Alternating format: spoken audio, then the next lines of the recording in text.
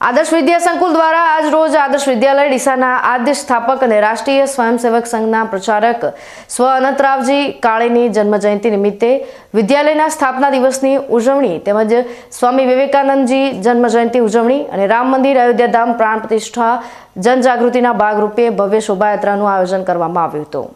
આ શોભાયાત્રામાં આદર્શ વિદ્યા સંકુલના તમામ વિભાગો દ્વારા જુદા જુદા વિષયો અને થીમ પર આધારિત ટેબ્લોનું નિર્માણ કરવામાં આવ્યું હતું।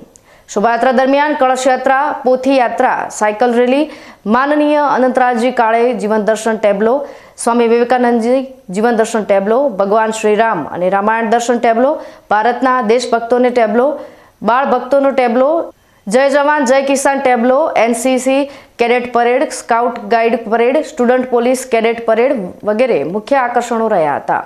શોભાયાત્રા દરમિયાન નગરજનોને મુશ્કેલી ન સર્જાય તેવી રીતે ટ્રાફિક વ્યવસ્થાપનમાં એનએસએસના સ્વયંસેવકોએ સુંદર કામગીરી બજાવી હતી। શોભાયાત્રાની શરૂઆતમાં વિદ્યાર્થીઓને માનનીય અનંતરાવજી કાળે, સ્વામી વિવેકાનંદજીના જીવન કવન તેમજ રામ મંદિર અયોધ્યાધામની પ્રાણ પ્રતિષ્ઠાની કાર્યક્રમની માહિતી આપવામાં આવી હતી। ત્યારબાદ આદર્શ વિદ્યા સંકુલથી આમંત્રિત મહેમાનો દ્વારા રેલીનું પ્રસ્થાન કરાવવામાં આવ્યું હતું, જે બગીચા સર્કલ, ફુવારા સર્કલ, ગાયત્રી મંદિર, ત્રણ હનુમાન મંદિરથી પસાર થઈ નવીન આદર્શ વિદ્યા સંકુલ અંગ્રેજી માધ્યમમાં રેલીનું સમાપન કરવામાં આવ્યું હતું। સમાપન કાર્યક્રમમાં અંગ્રેજી માધ્યમમાં બાળકો દ્વારા વિવિધ સાંસ્કૃતિક કાર્યક્રમો રજૂ કરવામાં આવ્યા હતા।